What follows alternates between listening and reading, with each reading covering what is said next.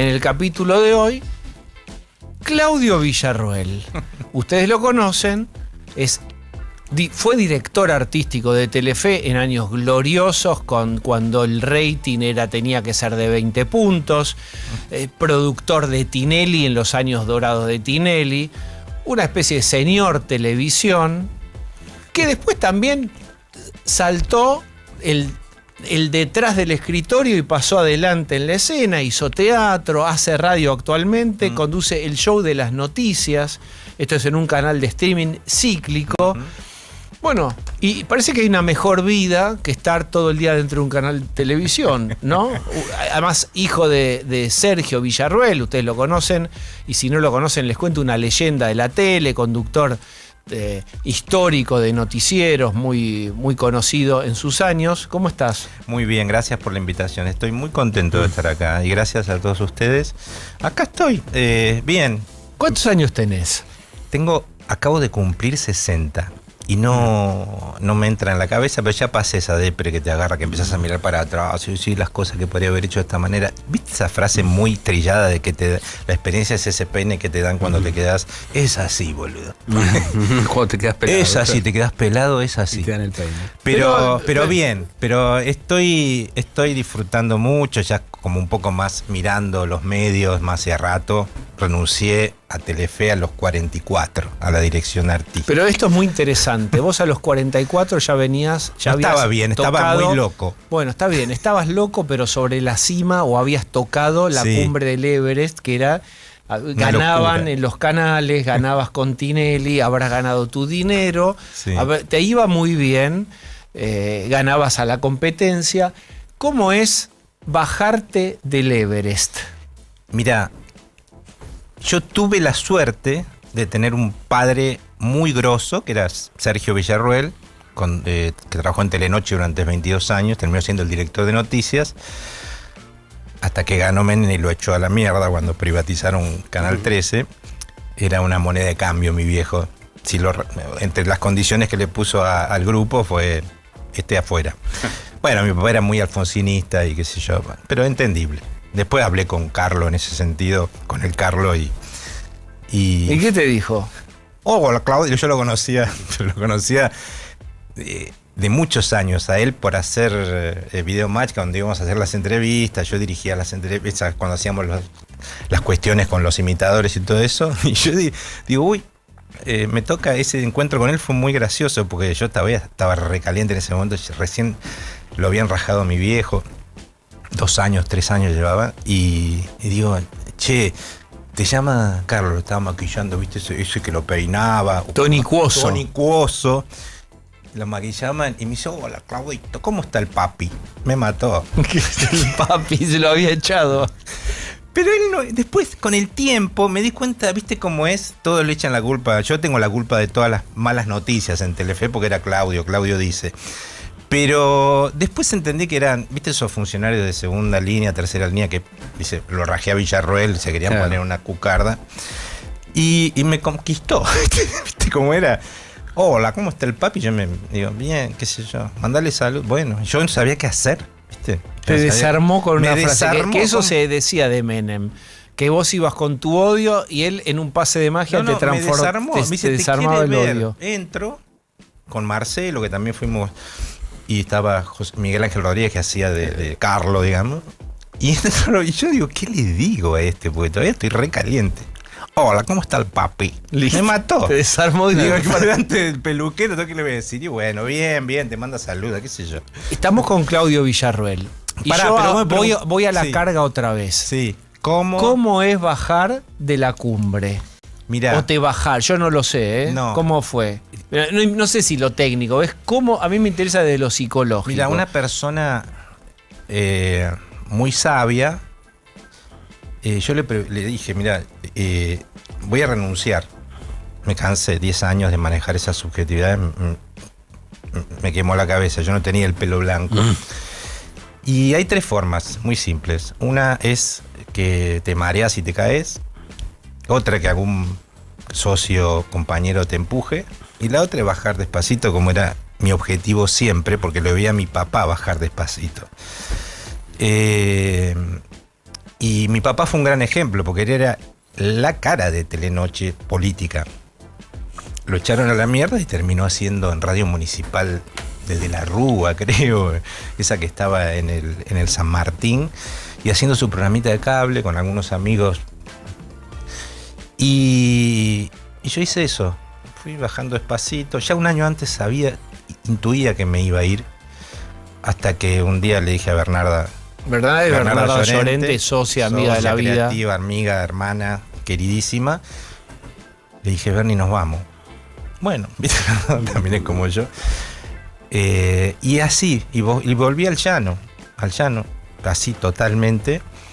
Me ofrecieron un contrato hermoso en Telefe para hacer como una especie de polka de Telefe. Yo no quería, pero pensaba también que me iba a quedar sin nada el otro día, viste, mirando la tele o mirando para arriba. Acepté, error, porque me di cuenta que también una de las razones por las que me quería ir es que no quería producir más.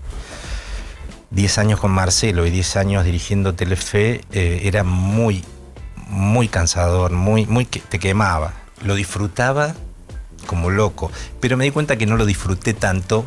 Cuando estás ahí no te das cuenta. Ahora empiezo a disfrutar. ¡Wow! Mirá lo que hicimos. ¡Wow! Cuando mi hija me dice, che, papi, hay un programa en Netflix que se llama Simuladores que lo tenés que ver. ¿Viste? Era mi hija, ¿entendés? Y yo lo produje. Entonces, o Casados con Hijos, y yo lo traje, ¿viste? Digo, eso me encanta. Me encanta. Cuando tu propia hija te gusta algo, pero no sabe que lo hiciste que no vos. Sabe que lo hice yo. Dice, no me escuchaste nunca, Sofi. Ahora tiene 22. Pero digo, Sofi, te conté 10.000 veces. No te escuchaba. ¿Viste? Pero bueno, es eso, es tener conciencia de que nada es para siempre, que nunca donde vos estás sentado, no hicieron ese sillón para vos. Vos estás sentado en el sillón de director artístico de un canal que es el número 1, pero tenés que tener siempre claro cuándo te vas a ir. Si no te rajan antes. O sea, yo le dije a Bernarda, si aceptás venir conmigo acá, yo no sé por qué me ofrecieron esto, le digo. O me dan un shot en 3, 4, 5 meses, me pusieron para echarme y poner a otro, que era muy táctico y muy estratégico, muy interesante también del que lo hubiera pensado, o nos va bien y no nos vamos más, pero te digo, a los 10 años nos vamos. Y el 18 de diciembre, que se cumplían 10 años del contrato, 10 días antes le digo a Bernarda, vámonos. Es el momento, como Francescoli, ¿viste? Con la Copa Libertadores. Bien arriba. Bien arriba, y ahí quedamos.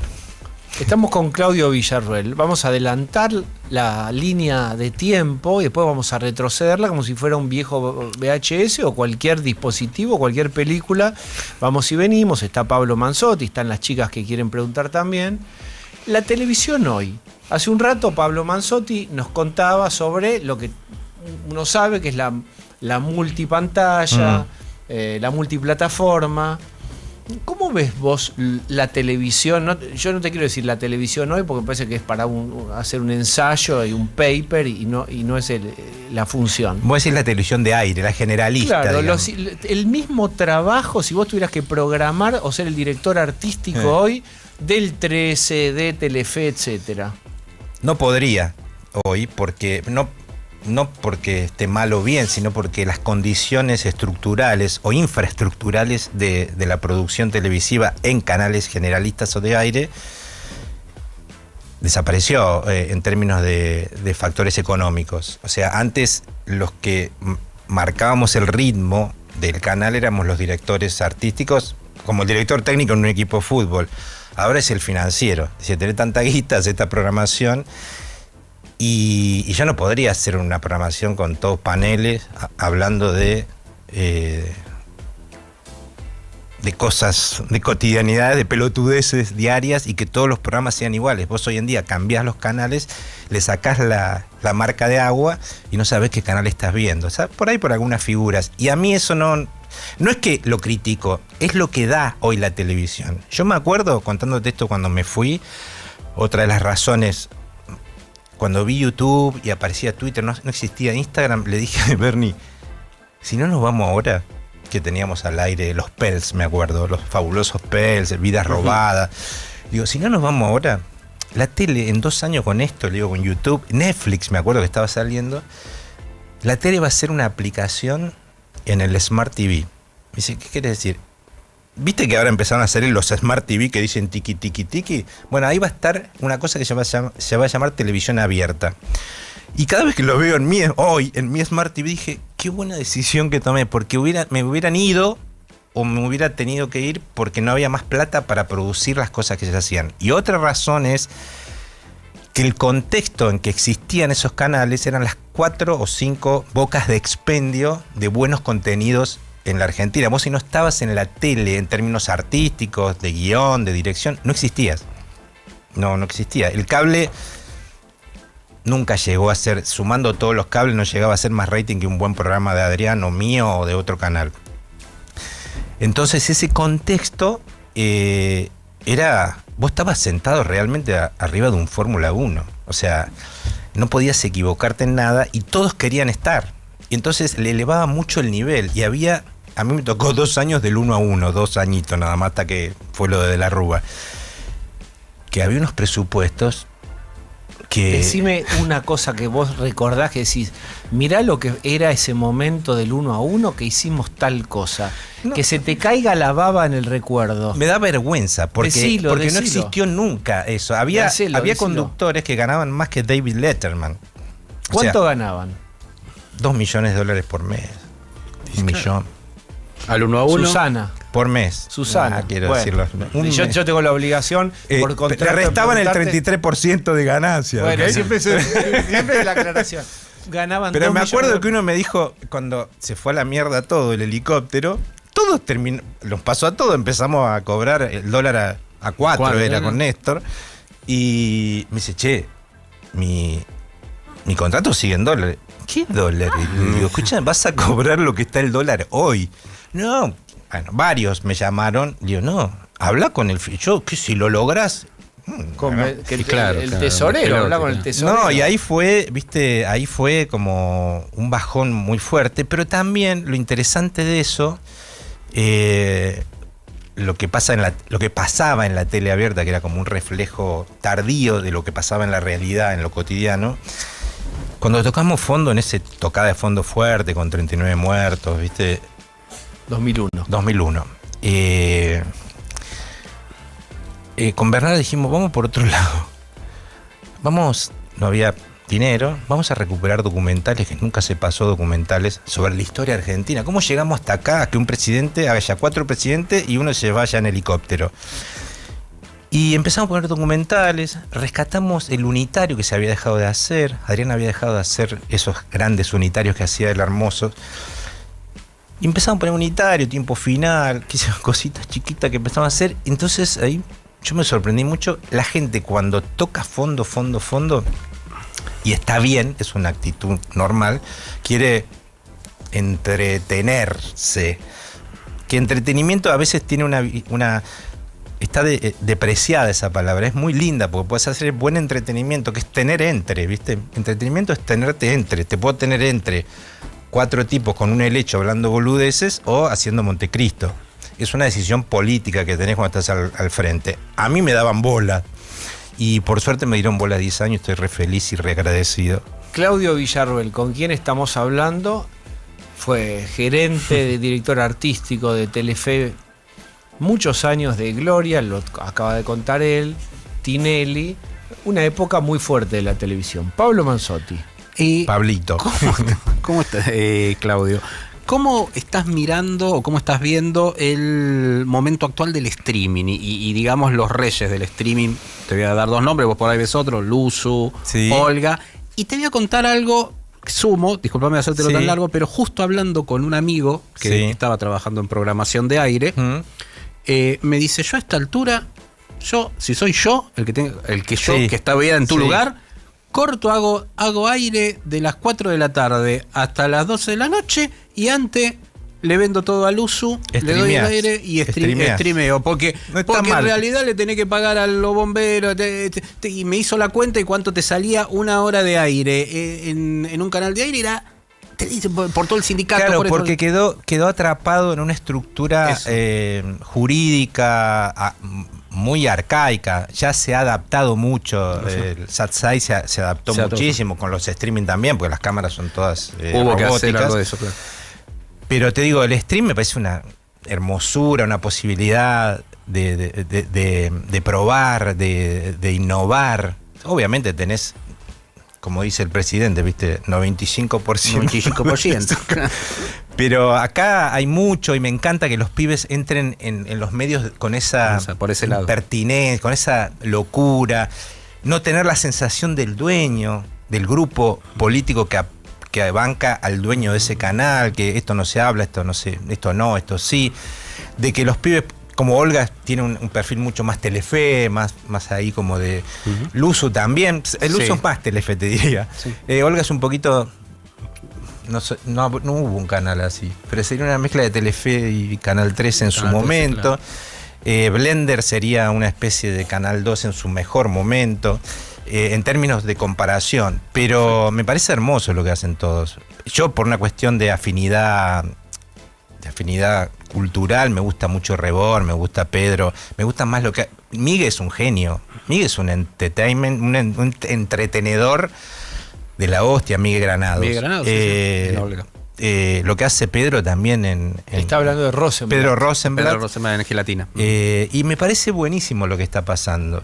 Me parece buenísimo. Y obviamente van a bajar las aguas y van a quedar los más importantes. Hoy sería Azaro, esa locura que hacen los pibes del fútbol, y las otras que te nombré. Ahora, ahí hay algo interesante, y sobre todo en los que mencionaste, si vas más a los que tienen un contenido de entrevistas y extensos, como Pedro o como el mismo Rebord, porque uno por un lado lee, esto que comentábamos más temprano, lo de las short stories que se están comiendo el consumo de pantalla. Qué terrible. Pero por otro lado, tenés esto, Rebord te puede dar cuenta incluso con los views, que son, y a mí me parece fantástico, por eso los defiendo mucho, porque por ahí está esta cosa del contenido medio basura, que se los critica, pero por ahí tenés entrevistas interesantísimas sin límite de tiempo, no es que hay que tener 2 horas y media hablando, o lo tenés en Olga ahora a mi amigo Seba de Caro, que está haciendo un programa de cine en el cual habla 1 hora y media de cine, cosa que era impensada incluso en la buena época de la televisión de aire. Yo los clipsitos estos de scrollear los veo como titulares y de ahí voy y entro. Viste que se veo a Rebord o veo a Pedro que hace algo. Hay algo que nos está pasando en la sociedad, que dejamos mucho de leer. Ayer hablaba con un amigo de cuando nos llegaban los diarios el domingo y uno se quedaba 5 horas leyendo todos los diarios. Hoy lo ve todo en la... Y si a las terceras líneas no se copó, pasás a la otra nota o pasás a scrollear. Hay un tema también que a nuestra generación nos está restando el tiempo por esta cosa del entretenimiento infinito. Claro. No hay fin, ¿viste? Sí. Pero yo uso el scroll para como titulares. Veo una respuesta, ayer vi una nota que la tenés que llevar a Rita Segato a tu programa. La llamé 1000 veces, no viene. Tiene que, por una cuestión ideológica, claramente no viene. Pero explicando el tema del femicidio, que sucedió en estos días, de Agustina. ¿Agustina? Veo un corte de eso de 1 minuto y voy y me veo toda la nota. Claro. Y ellos lo que tienen es el tiempo. Viste que parece que todo, viste, el tema cuando apareció el minuto a minuto, que apareció en la época mía, yo los primeros 2 años no tenía minuto a minuto y era feliz porque veía el rating al otro día, pero cuando apareció el minuto a minuto, algunos productores se confundieron mucho. Yo me discutía mucho con los productores míos de los programas en vivo porque digo, ¿qué pasó? ¿Por qué cortaste? Porque no estaba rindiendo. Viste, yo tengo una visión totalmente distinta a esta cosa de vamos y tiremos esto porque está dando bien. Si está interesante, hacelo. No importa. A mí como director de un canal no me importa en el número final.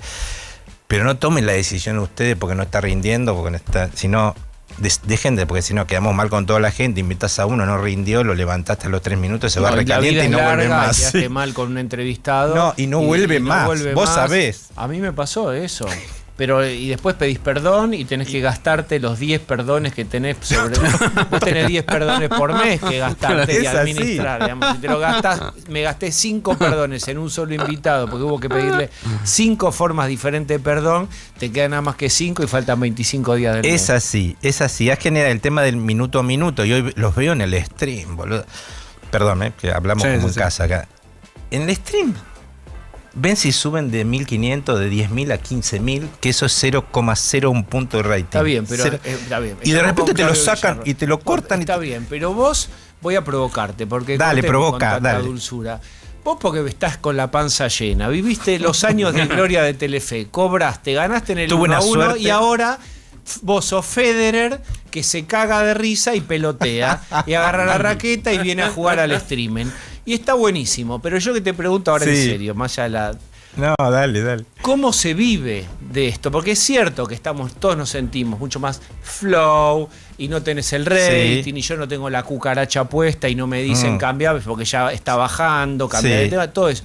Pero esto es, digamos, alguien paga esto y alguien en un momento va a decir, esto rinde, esto no. En un momento va a haber indicadores y la joda se va a terminar. Es que hay un problema que se llama la globalización de tu contenido.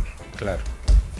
Hay muchos que van a desaparecer, y lo sabés. Los que tienen contenidos netamente argentinos van a desaparecer o se quedarán ahí. ¿Qué quiere decir? ¿Cuáles son netamente argentinos? Muchos. Tenés que abrir el contenido para que te empiece a ver gente, no los argentinos que viven en Madrid o los argentinos que viven en, no sé, en Nebraska. No, tenés que abrir el contenido para que sea global. Lamentablemente los que abren ese contenido son algunos tipos que se van al carajo.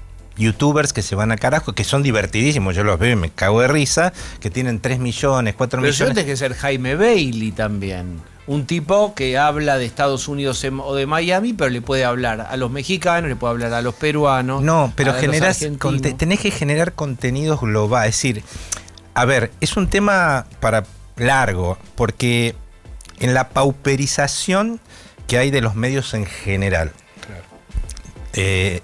desde de todo, estructuralmente los medios están... Vos no, pero hay muchos colegas nuestros que tienen que tener 5 laburos para llegar a fin de mes. Sí. Está como precarizado, el multiempleo, esto que llaman. Entonces, en términos de la comunicación de hoy, los que logran esa globalidad son los que hacen bastante pelotudeces, digamos, ¿entendés? Donde al huevón de San Francisco, mirá este que hace esto, o al de China, al de Japón, o al de cosas. Es muy difícil. En eso la centralidad la tiene Estados Unidos porque fue el primero que empezó con los streamings. Fíjate que los conductores de Late Night, lo que nos gustaba para mí, yo amo verlos, se están yendo. Y el último mes echaron a Colbert, que es como el más grosso de todos, el que sucedió a David Letterman, por presiones de Donald Trump. Sí. ¿Entendés? Y él se va a armar su stream y va a ser global como era antes. Totalmente. Va a seguir siendo global y va a ganar mucha más guita porque él es solo, no tiene un tipo arriba que le diga, che, Trump dice que te tenemos que echar. No se tiene que bancar eso. Los stream argentinos creo que tienen que abrir el tema de contenido. La gran traba es que para que te llegar a más gente tienen que hacer contenidos más básicos. Y ahí es donde es la decisión política de qué querés hacer vos. Vamos a escuchar música y después vamos a seguir hablando con Claudio Villarroel, porque también uno se pregunta por el propósito. ¿Cuál es el propósito? ¿Qué quiero? ¿Más seguidores? ¿Más plata? ¿Más reconocimiento? ¿Más influencia? Bueno, cada uno son deportes diferentes, no siempre son el mismo deporte.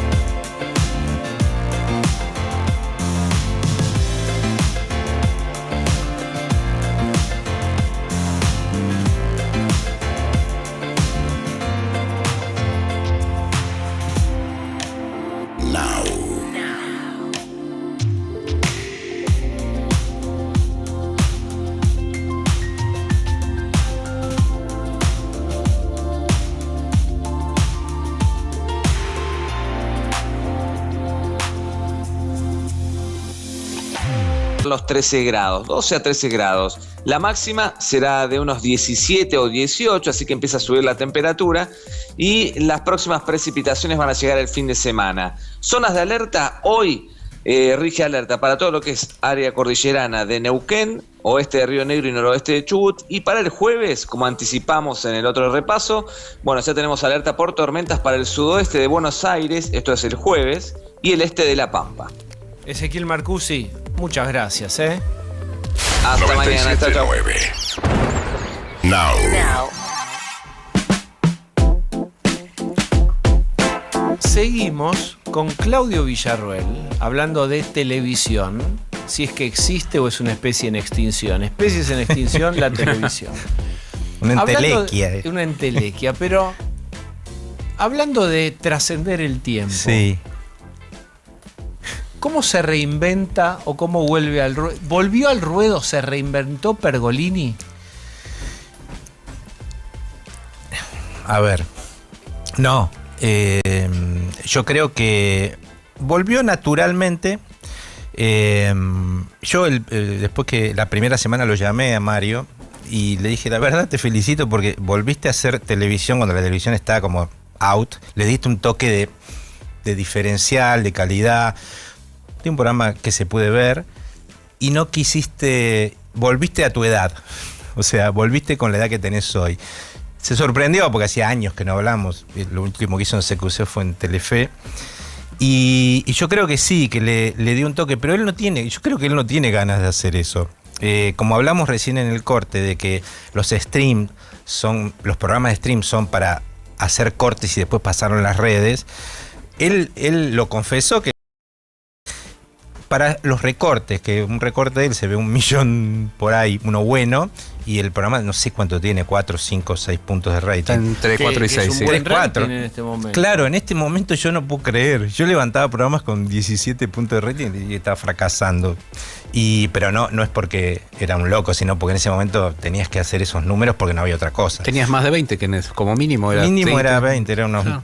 Era convivir con eso era un horror. Pero, digamos, volvió Pergolini. Volvió, sí, Mario, y haciendo un programa que realmente le da nivel a la televisión. O sea, está muy bien hecho, está con música en vivo. Es complicado hacer la música en vivo en la televisión, y más en la televisión de hoy. Es un formato que le cuesta a Argentina, el late night. El late night es y un formato que uno nunca la mete, funcionó. por eso nunca funcionó. Petty lo hizo una vez y le anduvo Pettinato, sí. bastante bien, pero es complicado. Claro, y fíjate claro. que no tiene más de 4 puntos porque es un... Pero está bien, Pero, eso para es en hoy. los Y ahora números de hoy. vamos a alguien que vos conocés muy A bien. ver, Marcelo Tinelli. Marcelo Hugo. ¿Qué? Pero ahora está haciendo en Infobae el Mundial, ¿no? ¿Y qué va a hacer, no? Eso no lo sé. Vi que presentaron que va a cubrir el Mundial. ¿Sí? Entiendo eso. Ent- No estoy Vos sabés más. profundicé No, sobre pará. el tema, perdón. Sos psicólogo, es psicólogo. O sea, yo te quiero hacer dos preguntas. No, para, después. no, Antes de cortar, no, ya que Villarreal, ahora espera, hablamos de ya vas a Marcelo. tener tu momento. Ahora hablamos de Marcelo. No, pero pero yo te quiero escuchá, hacer dos preguntas. Vos habrás Haceme acordar de las dos vos habrás preguntas a él. dirigido Telefe, pero Sí. en este momento Dale, la dale. horizontalidad de la entrevista, ahora soy el amo. Lo va a cubrir para televisión. Pero Lo va, 10 lo va a cubrir para Infobae. Esa es la Pero no noticia oficial. callate. Yo le estoy diciendo Pero lo no que quiero preguntó que él. lo Pero ¿cuál es la salves. pregunta? Pero no le tires Vamos, un Diego. salvavidas a Villarroel, por favor. Vamos. Le pido por... Como psicoanalista, que ¿Cómo ¿cómo me- la angustia? Marcelo Tinelli, Sí. si quiere volver a la televisión, ¿puede? En esta televisión, para mí, por los costos de producción que tiene su programa y por los el recupero de ese programa, yo creo que le es difícil. Desde el humor que planteaban, desde la propuesta Nosotros ya fuimos artística. cancelados en su momento cuando hacíamos video match en los 90 y lo asumimos con claridad y estamos totalmente de acuerdo de ese humor que hacíamos en los 90. Pero yo creo que sí, lo que pasa que él está acostumbrado a manejar grandes producciones y en la tele de hoy no existe eso. Por ahí, dentro de unos años, bueno, no sé si cuánto, pero va a existir algún otro soporte que soporte justamente un costo de esas características. Un ¿Es programa... una cuestión de costos o una cuestión de marco mental que se puede adaptar a la nueva época? a los nuevos valores? ¿O queda viejo? Digo, por Tinelli o por el que sea. Hay gente que por ahí en su pensamiento se va quedando atrás. No lo digo por Tinelli, te abro la pregunta. Es un tema. Es largo. Vos decís, ¿cuánto te queda? 20 minutos. Es un tema para desarrollar. Yo creo que siempre hay que dar un paso al costado. Escúchame, psicólogo. No, porque no lo quiero. Se quedó mirá la cara de. No, para nada, estoy escuchando. Yo creo que Marcelo es un tipo que siempre estuvo. Y Susana también, otra. Que tienen como sensibilidad de lo que puede funcionar o no. Y si no están, es porque creo que ellos son los primeros que se dan cuenta de que las características de lo que ellos hacían hoy, como está el panorama, no va. ¿Qué es eso que ya no está para ellos? ¿Para Susana o para las grandes producciones, pero que no existen acá ni en el mundo? O sea, ni en Estados Unidos, ni en España, ni en la BBC. La BBC puede ser porque es estatal. Pero te la doy vuelta. ¿Sigue Mirta con su vigencia? Porque Mirta es un programa que no es caro. Claro. Vos la tenés a Mirta, que debe cobrarse un gran sueldo, y después los invitados. Y la comida, y el vino. O sea, es un programa que funciona. Mirta está cada vez mejor, para mí. Los años la han como desgorilizado un poco. Sí. Y está bárbara Mirta. Está re progre. Pero, y en el primer Videomatch, yo me imagino un Marcelo Hugo ahí en el primer Videomatch, más ese, que no cuando Videomatch mutó en contenía, que ahí sí te coincido con vos, mucha producción, el bailando, todo, sino el primer Videomatch acotado, pero con no sabes bloopers, lo que era el laburo ese. Yo produje 10 años ese programa. Sí, por eso digo. No sabes lo que era ese laburo. 3 o 4 con costo, chistes. Yo me acuerdo. Le decía a Freddy, Mañana te tomás, este domingo hay Fórmula 1, te tomás un avión mañana y quiero que me traigas a... Sin viajes. Sin Hamilton. No, ¿cómo se llama el que está pobre? Schumacher en su Schumacher, momento. quiero que te subas al auto de Le Schumacher. había caído bien a Schumacher, se le metió. Le cayó bien, se le metió el auto. Sí, y el otro dice... Me llevó a su casa. ¿Cómo se subió al Mercedes y se lo llevó Schumacher? Sí, me acuerdo. Y eso salía mucha guita. Mucha. Era una locura. Claro. Vivíamos en un... ¿Cuánto valía mandar a Freddy al auto de Schumacher? $20.000. $20.000. Porque iba y volvía, tenía que estar haciendo la nota. Claro. Tenía que estar haciendo $20.000 eran, uno. No estoy diciendo $20.000. No, está clarísimo. Era un mundo que vivimos, así explotó todo por los aires, ¿no? Pero como va a explotar ahora, pero bueno. Bueno, pero un poquito. Va a explotar, pero mientras ustedes no decían en ese momento, ay, está por explotar. No, es que ¿En ese momento? Yo era adentro, clink. No, clink, es que yo clink. era mirá, yo era un productor, empecé a producir Videomatch a los 26 años, productor ejecutivo de Videomatch, y no era consciente, así como te digo que no era consciente que estaba sentado en el sillón de director artístico de Telefe, te lo juro, yo iba para adelante, ¿viste? Y me decía el financiero, tenés este presupuesto, yo no relacionaba con la plata que era. Con el tiempo me di cuenta, digo, Bernarda, cuando vino el desastre, el dólar, dije, wow, loca. Claro, cuando veían cuánto salían las producciones afuera, cuánto salían acá, digo, vivíamos en un mundo en Narnia. Mira, acordate que convivían, perdóname, había un programa para no ahora sí le estoy tirando un salvavidas. Sí. Pero digo, ¿te acordás Sorpresa y Media? ¡Wow! El programón. Era un programa increíble que yo creo que creo que en la facultad escribí una tesis de ese programa, porque era en términos de realmente, pero el costo de cada sorpresa, no de cada programa. Era en vivo, con móviles, con 10 cámaras, era una cosa que solo se podía hacer en esa época. Yo te quiero hacer 2 preguntas. Sí. Al final, yo tengo dame una 5 más. minutos. Después haces vos. Dale. ¿Cómo debería ser para Claudio Villarroel una propuesta peronista kirchnerista? ¿Con quién y Muy qué? bien. Mirá que yo no tengo problema de hablar, me encanta. A ver, yo creo que hay contextos, hay momentos. Yo creo que el peronismo, todos mis amigos peronistas como Bernarda, como Jorge, Tayana, me dicen que yo tengo que salir del closet y nombrarme peronista, pero me cuesta un poquito, pero los votos, los bancos, para mí Néstor y Cristina fueron los mejores momentos que yo viví realmente, no yo, sino viendo a mis conciudadanos felices, a la gente humilde, feliz. Para mí fueron los... Parecido a Alfonsín en los primeros 2 años de Alfonsín, de la vuelta a democracia. ¿Qué tiene que hacer? Para mí... ¿Y eso lo te que tiene que definirías dar como progresista, por ejemplo? es una cagada definirse Por eso como pero estoy progresista. preguntando. Te diría que soy filo peronista. Listo. Yo No soy de... Sácate el filo, porque... De filosofía Claudia letra. Selva, Bueno, sí, puede ser que sea. Bueno, Bernarda se va a poner contenta, Sácate pero... el filo. Bernarda a veces me dice que soy... A veces me dice que soy gorilón. Mira, a mí me dice... 60 años que tenés ya. No, imagínate que yo, por ejemplo, nunca tuve relación ni con Néstor ni Cristina. En la época, claro, hacíamos unas cosas jugadas como la televisión por la identidad, con las abuelas o Montecristo, la protagonista era hija, una apropiada. Obviamente era una decisión política de hacerlo para, en el entretenimiento, hacer de alguna manera consciente una realidad que no se o se bajaba línea de una manera muy que no le llegaba a la gente.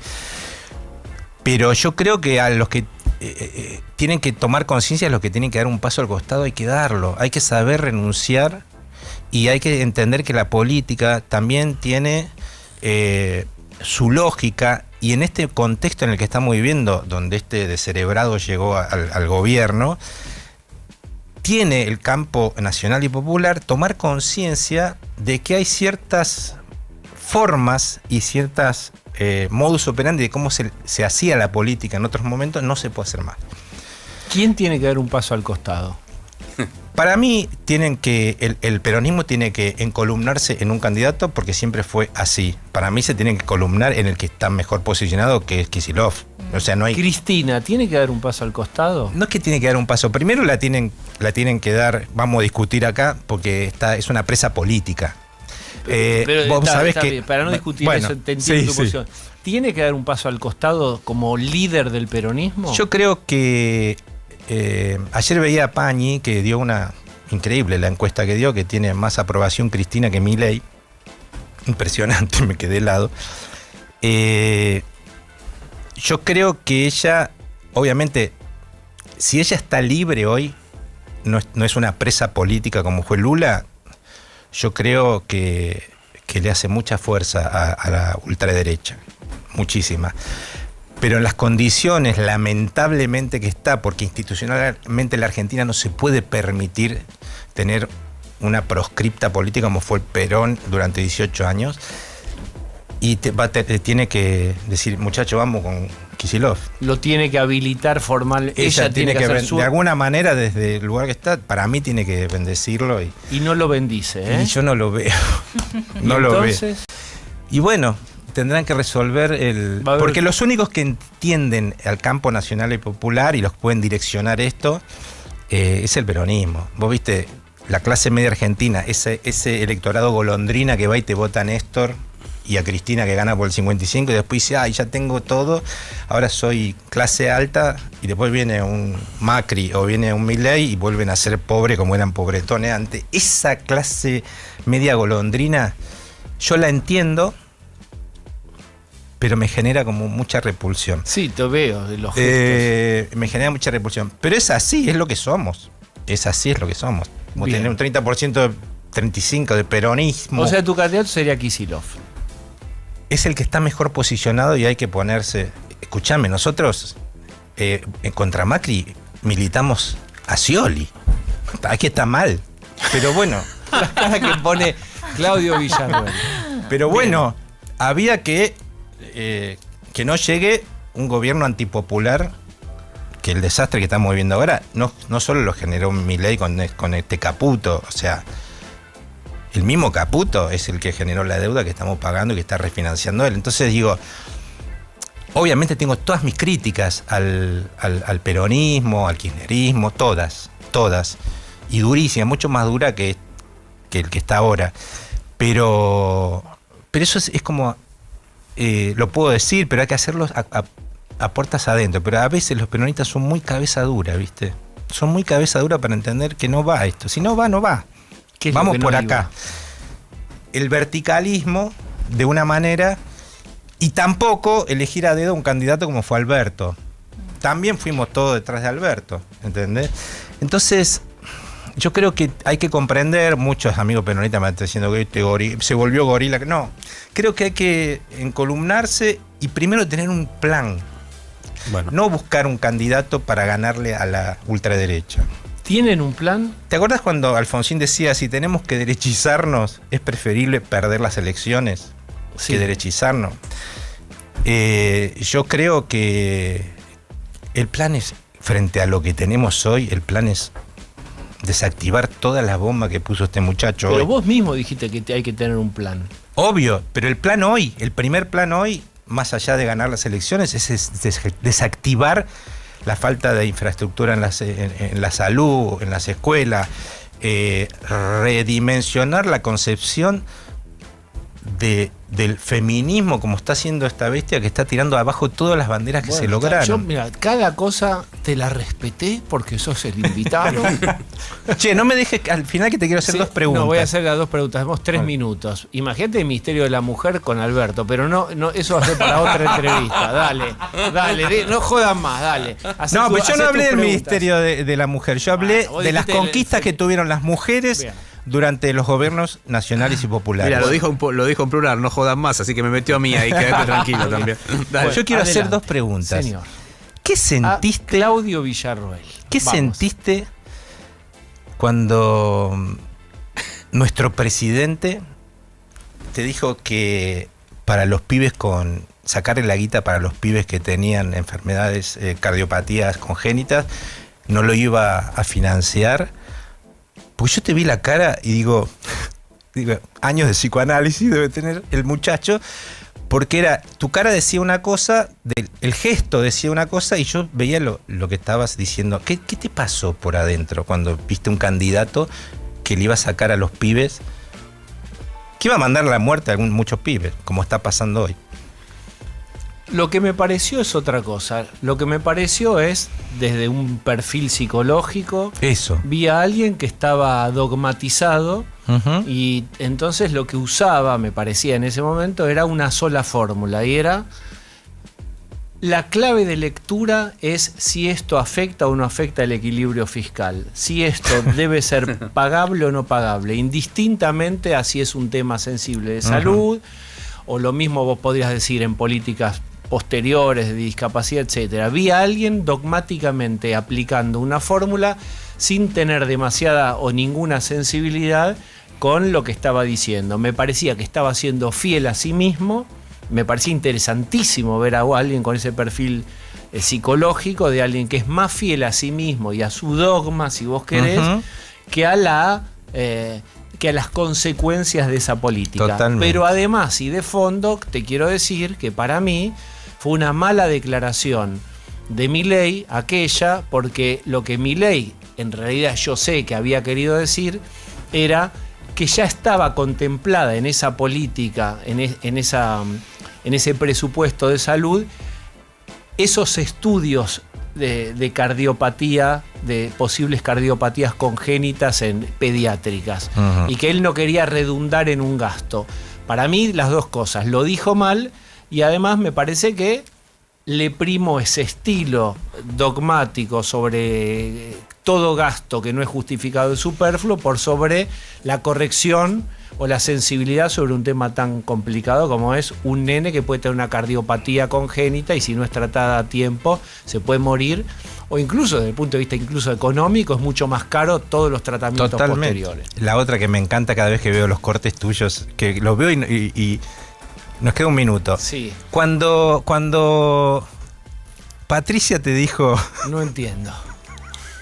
Cuando te dijo algo, ¿cómo era la última frase que dijo? Algo que va a ser muy interesante. Estamos preparando... Una filosofía. Filosofía muy interesante. Una filosofía, no entiendo. Y dice, te digo, ya vas a ver. Sí.